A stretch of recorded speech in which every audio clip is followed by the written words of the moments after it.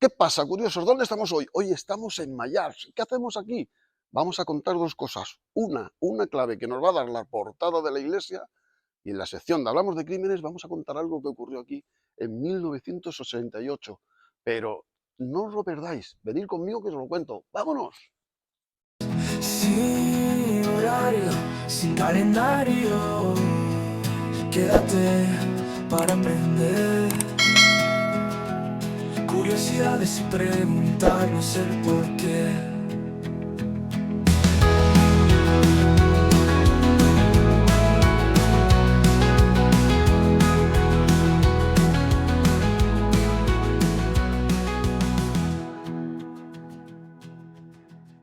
Bueno, pues aquí estamos en la puerta de la iglesia de Mayars, un pueblo del Segrià. Si vemos la portada de la iglesia, pues no podemos encontrar nada anormal, a no ser que nos fijemos bien y allí encontremos la imagen de un maya, Mayals. ¿Se llamará Mayals por este maya? Ahora lo averiguaremos o intentaremos saber la verdad. Nos llegó un documento diciendo que esta iglesia era precolombina. Efectivamente era precolombina, pues no sé, porque tenemos datos de que la iglesia es del 1100. Si es verdad que a lo largo de todo este tiempo ha tenido diferentes remodelaciones. En el siglo V, cuando se puso la imagen de ese maya, ahora vamos a explicar quién creemos que la puso y por qué, y además qué hizo dentro de la iglesia. Dicen que Juan Procopi, que fue gobernador de Florida y de la isla de Cuba, ayudó económicamente a la remodelación de la iglesia. Es más, dentro de la iglesia quiso hacer una capilla para enterrar a sus padres. La cuestión es que hemos buscado en documentos por qué el nombre de Mayals, por qué el nombre del pueblo, y de momento no hay nadie que nos diga que no es por esto, pero tampoco nos dicen que sí es por esto. O sea que es una incógnita que aún no sabemos. A día de hoy sigo estudiando y podía ser, porque dicen, Mayars viene de Maya, de... no saben muy bien. El pueblo se dedica pues a lo que es a la agricultura, sobre todo a la aceituna, y no tiene nada que ver ni con mayas ni con nada de eso.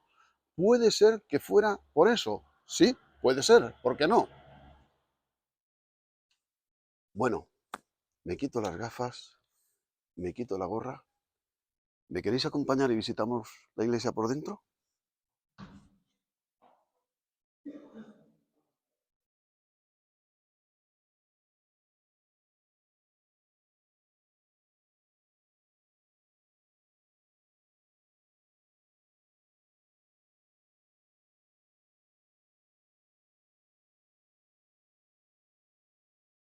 Bueno, pues sin ir más lejos, dando la vuelta a la iglesia, nos encontramos este cartelito que dice Iglesia de la Nuestra Señora de la Asunción, barroco tardío, 1766-1781.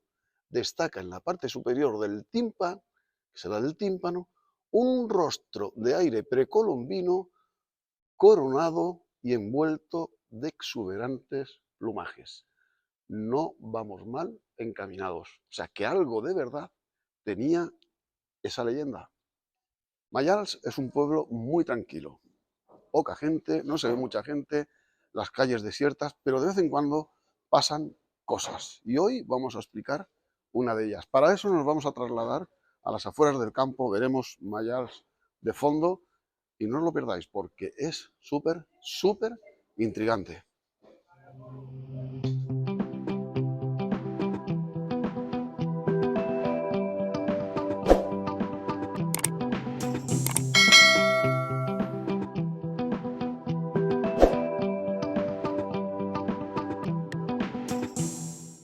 Bueno, pues hoy en nuestra sección de Hablamos de Crímenes tenemos que venirnos a este pueblo, a Mayals, 10 de febrero de 1988.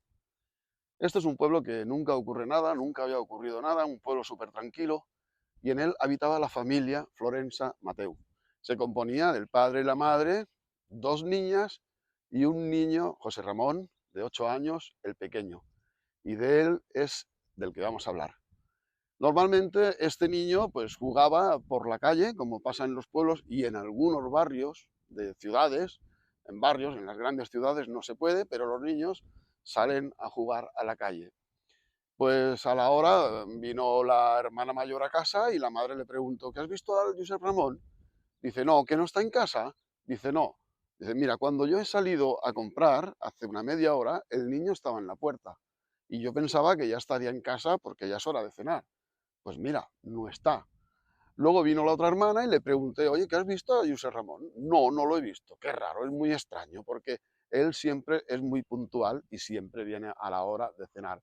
Eran las 10 de la noche, vino el padre y el niño no estaba. Decidieron salir a buscarlo porque pensaban que se había metido en la casa de algún amigo a jugar o a entretenerse o a pillar nidos o a lo que sea, lo que hacen los niños de esa edad. Pues empezaron a buscarlo por el pueblo y no había manera de encontrarlo. Entonces decidieron llamar al alcalde para que pusiera un pregón por los altavoces del pueblo, por si alguien sabía dónde estaba el niño, si estaba en casa de alguien, pues que por favor le dijera que volviera a casa. Sonó el pregón, la gente salió a la calle a buscar y el niño no aparecía.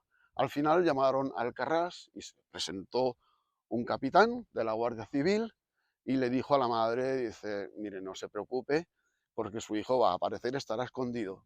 Y la madre dijo textualmente, no, a mi hijo le ha pasado algo, a mi hijo se lo han llevado.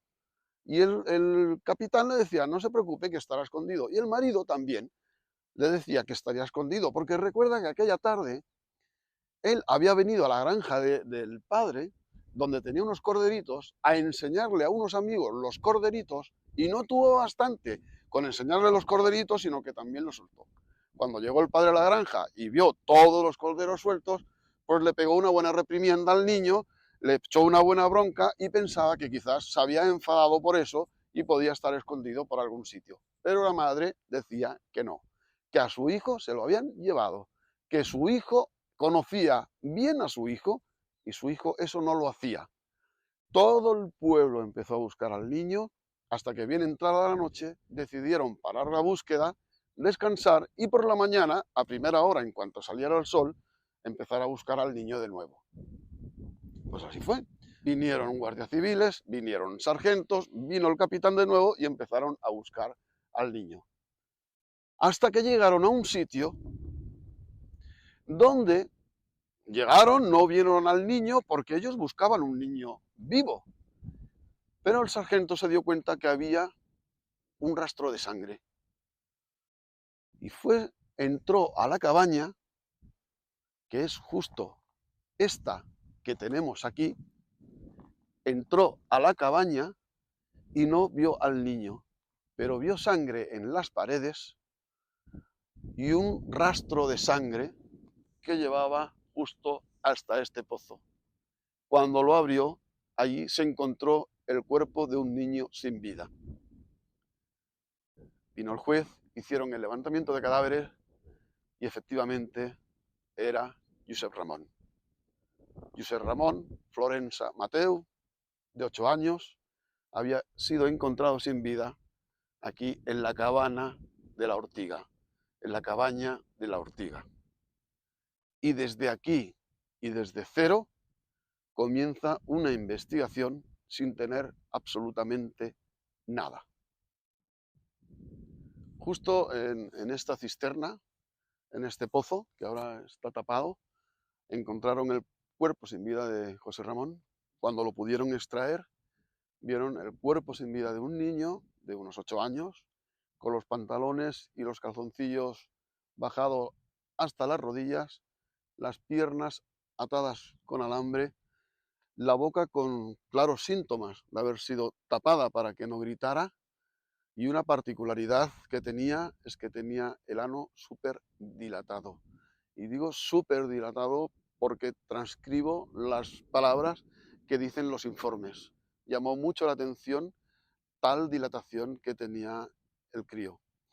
Tal y es así que en la investigación empezaron por hacer un acto inusual, y es que quisieron ver los genitales de todos los hombres del pueblo para ver si tenían algún rasguño, alguna lesión o algo que les pudiera indicar de que podían haber intentado forzar sexualmente con una persona. Esto es una cosa que no se había hecho nunca en ningún sitio y la verdad es que tampoco dio fruto. Volvían a estar a cero. No había manera, pero pronto la investigación tomará un nuevo camino y dará un giro a todo.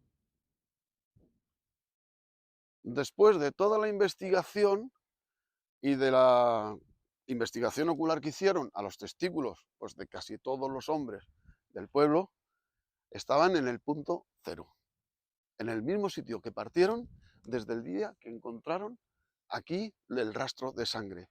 No tenían nada, pero alguien del pueblo se acordó que tiempo atrás había habido un cine portátil a la entrada del pueblo y en este cine trabajaba un señor que decían que había intentado tocar a una niña o a un niño o que había intentado tener abusos sexuales con algún menor.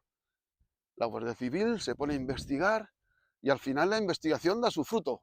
Encuentran a ese señor, lo detienen, lo llevan a la comisaría, le preguntan por el caso, dice que no sabe nada y dice tener una coartada. Dice que aquel día había estado en Lérida. Es más, había estado con una prostituta. Tenían 72 horas para constatarlo todo. Fueron a Lleida, buscaron a la prostituta, la encontraron, la llevaron al cuartel de la Guardia Civil y efectivamente la prostituta lo reconoció, con lo cual la coartada era buena, era válida y estaba claro, este señor no había sido. Volvemos a estar, después de tiempo, en el punto cero, en el mismo sitio donde encontraron el cuerpo del pequeño José Ramón.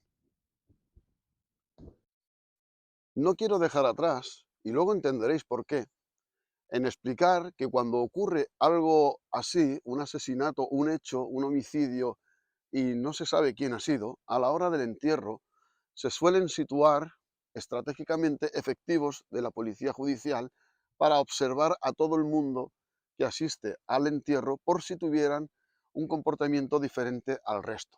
Luego vendremos a esto porque aquí en este caso también se hizo. Habían pasado ya muchos días, el pueblo estaba muy consternado, no solo el pueblo, sino toda España, y empezaban a culparse unos a otros.